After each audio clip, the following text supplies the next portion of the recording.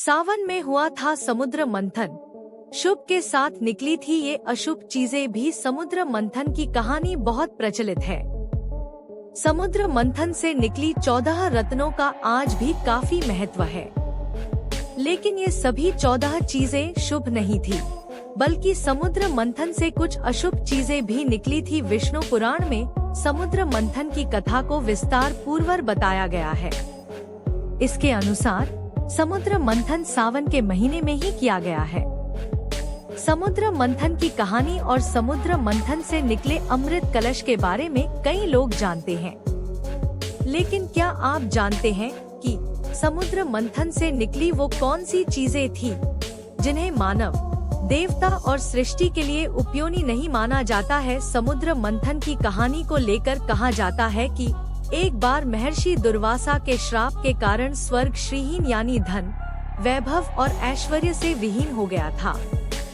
तब विष्णु जी ने देवताओं को असुरों के साथ मिलकर समुद्र मंथन का उपाय बताया। विष्णु जी ने कहा कि समुद्र मंथन से जो अमृत कलश प्राप्त होगा उससे आप सभी अमर हो जाएंगे। इसके बाद वासुकी नाग की नेति बनाई गई और मंदाचल पर्वत की सहायता से समुद्र को मथा गया। इसके बाद एक एक कर समुद्र से कुल 14 चीजें निकली, जिन्हें 14 बहुमूल्य रत्न कहा जाता है। इन 14 चीजों का बंटवारा देवताओं और असुरों के बीच किया गया। लेकिन अमृत कलश के लिए देवताओं और असुरों के बीच विवाद छिड़ गया था। आइए जानते हैं समुद्र मंथन से निकली उन चीजों के बारे में जिसे शुभ नहीं माना जाता है। समुद्र मंथन से निकले 14 बहुमूल्य रत्नों के नाम हलाहल विष, कामधेनु गाय, उच्चे, श्रवा घोड़ा, ऐरावत हाथी, कौस्तुभ मणि, कल्पवृक्ष, अप्सरा रंभा, माता लक्ष्मी, वारुणी, चंद्रमा, 5 जन्य शंख, पारिजात वृक्ष, शारंग धनुष और अमृत कलश। समुद्र मंथन से निकली अशुभ चीजें। हलाहल विष। समुद्र मंथन में सबसे पहले हलाहल विष निकला था। इस विष की ज्वाला इतनी तीव्र थी कि सभी देवता और दानव जलने लग गए। तब भगवान शिव देवता, दानव और समस्त सृष्टि की रक्षा के लिए इसे खुद पी गए। लेकिन विष की तीव्र जलन के कारण शिवजी का कंठ नीला पड़ गया और उनके शरीर का ताप बढ़ने लगा। इसीलिए शिवजी का एक नाम नीलकंठ भी पड़ा। विष की ज्वाला को कम करने के लिए सभी देवताओं और दानवों ने शिवजी को शीतल जल चढ़ाया। इसके बाद उनके शरीर का ताप और जलन कम हुआ। यही कारण है कि सावन में शिवजी का जलाभिषेक किया गया है।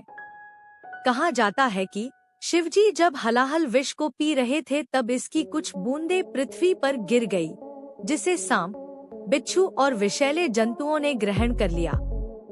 इस कारण ये जंतु जहरीले होते हैं। वारुणी एक खास तरह की शराब या मदिरा है, जिसकी उत्पत्ति समुद्र मंथन से हुई। जल से उत्पन्न होने के कारण इसे वारुणी कहा गया। देवता सुरापान करते थे और दानव मदिरा, इसलिए विष्णु जी के आदेश पर यह दानवों को प्राप्त हुई। इसे लेकर यह भी कहा जाता है कि कंदक के फलों से बनाई जाने वाली इस मदिरा को वारुणी कहा जाता है। वहीं चरक संहिता में वारुणी को मदिरा एक ऐसा प्रकार बताया गया है जिसका औषधि के रूप में प्रयोग किया जाता है। उल्लेखनीय है कि समुद्र मंथन से निकले हलाहल विष और वारुणी को अशुभ तो नहीं कहा जा सकता है, लेकिन मानव, देवता और समस्त सृष्टि के लिए इसे उपयोगी नहीं माना गया। इसलिए सृष्टि की रक्षा के लिए शिवजी ने स्वयं हलाहल विष ग्रहण कर लिया और वारुणी यानी मदिरा दानवों को दे दी गई।